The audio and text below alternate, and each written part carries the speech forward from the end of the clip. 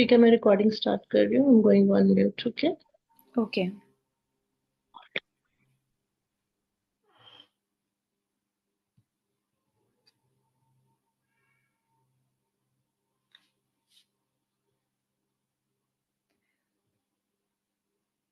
Good evening, everyone. Thank you for joining today's session on achieving work life balance. I'm Nisha, a psychologist at MindSmith, and today I will help you explore some practical ways to find balance and, more importantly, keep at it. I would also like to tell you that more than finding the perfect work life balance, I'm also going to talk about self acceptance and how work life balance is not a 50-50 split. Before I begin the session, I would like you all to take a moment, close your eyes for a bit, and think about your day so far.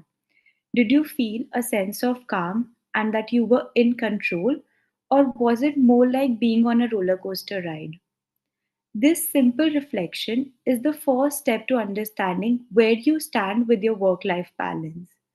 Many of us struggle with finding that sweet spot between work and life. And as a psychologist, I've seen so many people being overwhelmed, juggling with multiple tasks, and eventually losing sight of what's important. But guess what?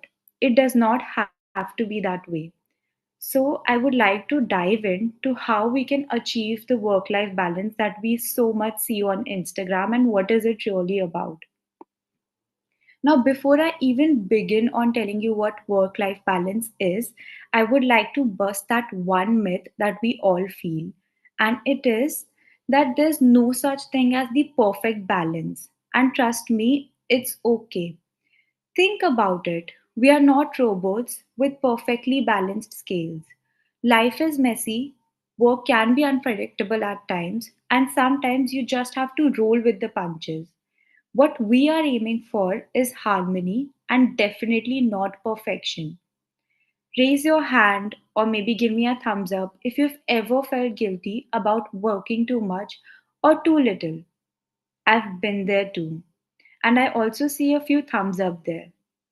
This pressure of working too much or not working enough can be really overwhelming at times. But what if I told you that the balance that we have been striving for so much is actually personal? It's more about what feels right for you rather than what the society or Instagram tells us. Now, I'm going to use my favorite analogy here. Now, imagine your day as a jar. In that jar, there are going to be some rocks, there are going to be some pebbles, and sand. The rocks are the most important task. Now, these tasks can either be your work task or it can also be something related to your personal life. Pebbles are the things that matter, but they are not as crucial. And sands are the small stuff. They neither matter nor are they important. If you fill your jar, now I would like you all to take a moment and think about this.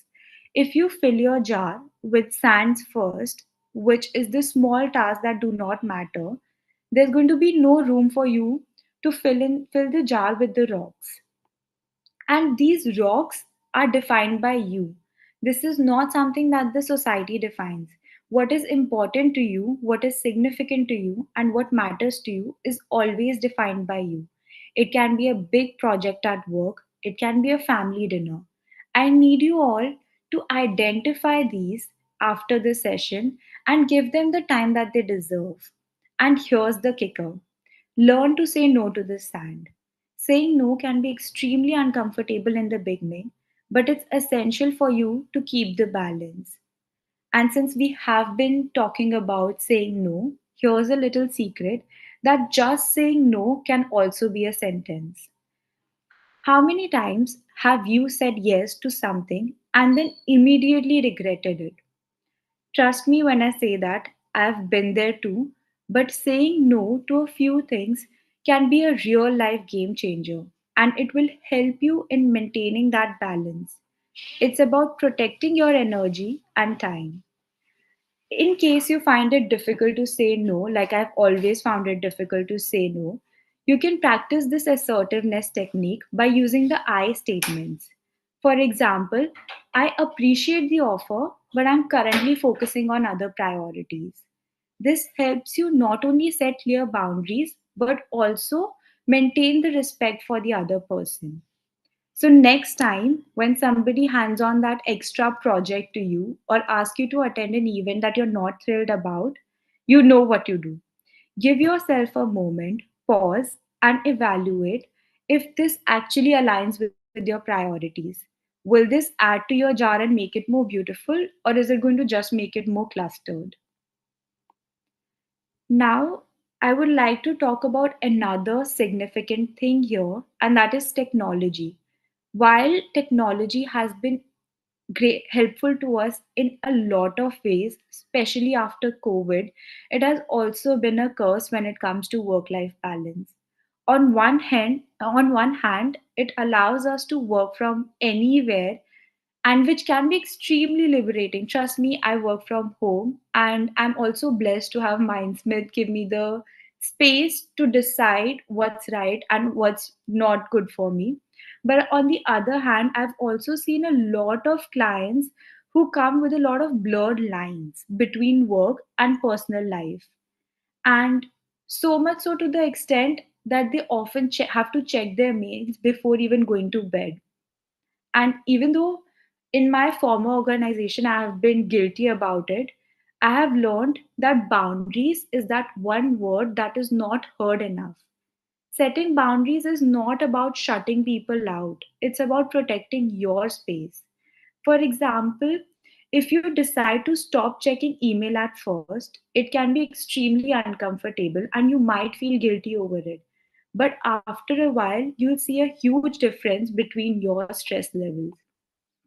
Try setting boundaries this week, and you can start with the smallest of initiatives. It can be something as simple as leaving work on time or taking a lunch break without your phone. Boundaries are the fences, trust me when I say that, that keeps you sane. Now, while boundaries are important, it's also important for you to take downtime along with it. It can be in the form of walks, a long getaway. And when we talk about work or productivity, we often think that it is synonymous to doing more. And yes, for at times when there's a lot of workload, that can be true. Like I've mentioned, that balance is not just the 50-50 split, it is more about what you're passionate about. But at the same point of time, being a psychologist, I would also like to tell you that your brain needs a break, just like your body does after a workout. Have you ever had your best ideas in a shower or while taking a walk?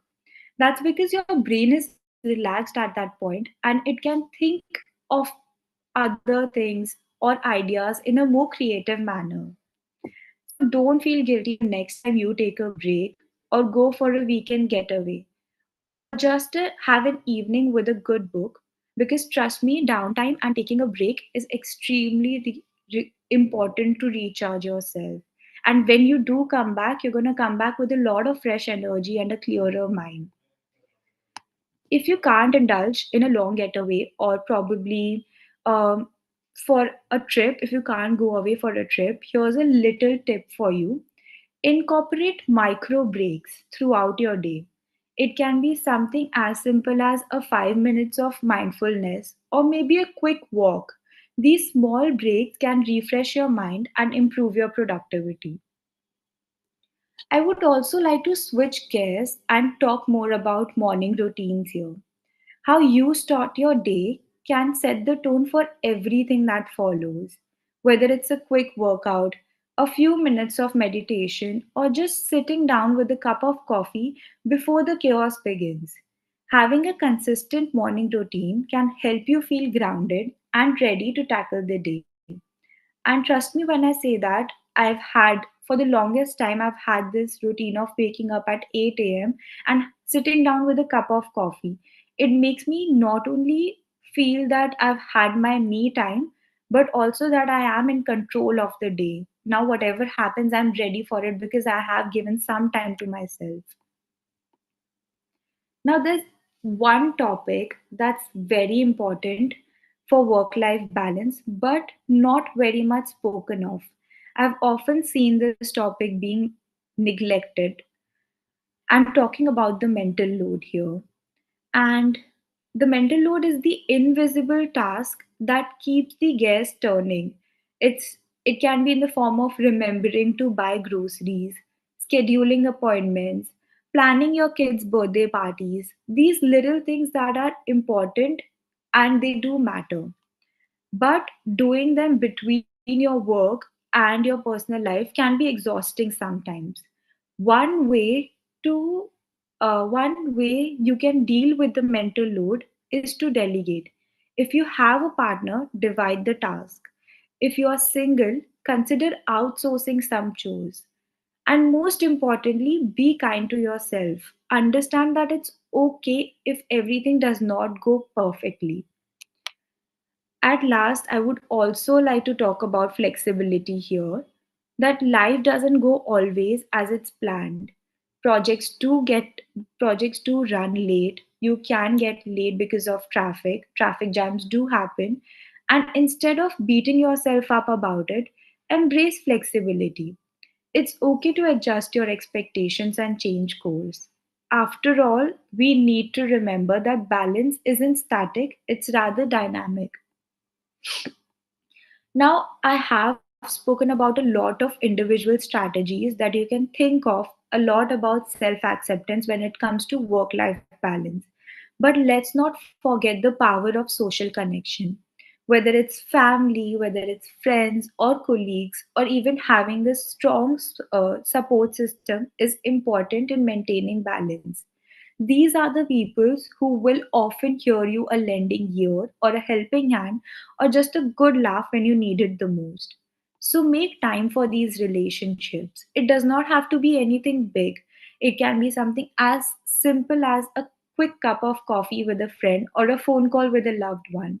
These moments of connections can recharge you in ways that nothing else can. So, when life does throw you a curveball, catch it with a smile, adjust your schedule, shuffle your priorities a little, and keep moving forward. So, to wrap things up, I would like to tell you that achieving work life balance is not about perfection. It's not about finding what works for the society or what the Instagram is telling you, but rather what works for you. You need to know your priorities, whether it is your work, whether it is your personal life, whether it is something like spending time with your children. You need to know your priorities. You need to set boundaries accordingly, embrace downtime, and be flexible. And most importantly, remember that balance is not a journey, but it's a journey but not a destination. And thank you all for joining me today. But before we end the session, I would love to hear from you, what are some challenges that you face in balancing work and life, and if you have found any of the tips that were helpful and you would like to incorporate in your day-to-day life. Also, I would like to open the floor for some questions and discussion.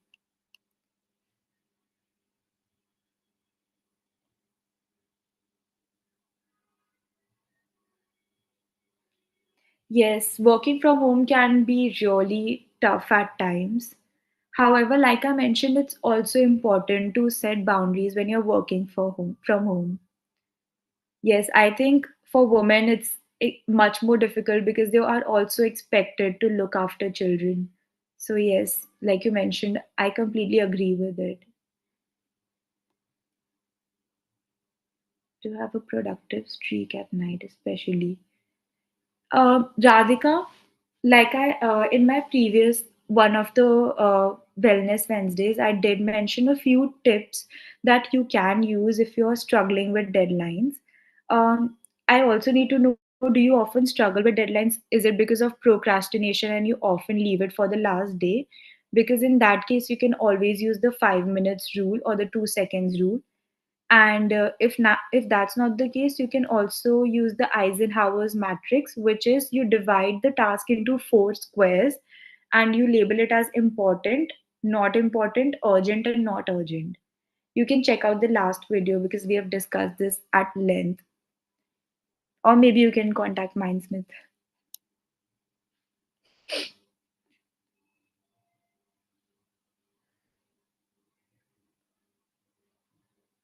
Um, when you are feeling overwhelmed, like I've talked about mental load, and that can be a really laborious thing. So, when you are feeling overwhelmed, you can definitely try some grounding techniques. What you need to do is, starting from the beginning, grounding techniques are the things that help you distract from the loop of thoughts that you're constantly having when you're overwhelmed with those thoughts. So they will help you distract from those thoughts. You will take a step back from those thoughts, and later on you might see the situation from a completely different perspective. And this has helped me a lot. What you need to do with the grounded technique is five things that you can see, four things that you can touch, three things that you can taste, two things that you can smell, and one thing that you can hear. That I might have messed up the order, but yeah, if you want, I can share the grounding techniques worksheet with you after this session. Not procrastination, but I want to finish work as soon as possible, even if I have.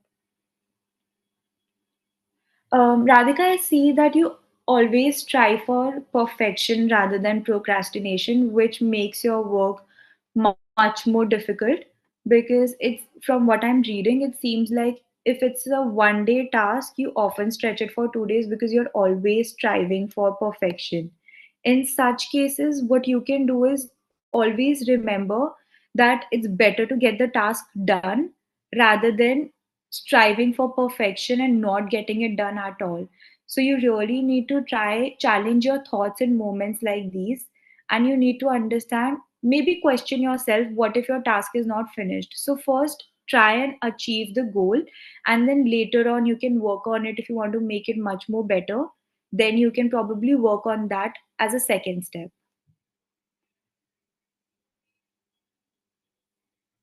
Are there any questions?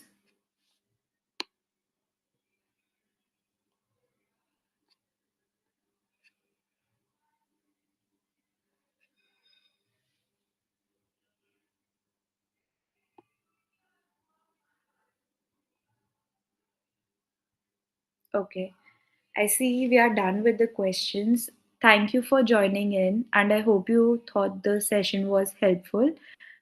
In case you guys want to look out for more grounding techniques or ways to deal with procrastination or perfection, you can always contact the Mindsmith team, and we'll be happy to help you with these things. Thank you.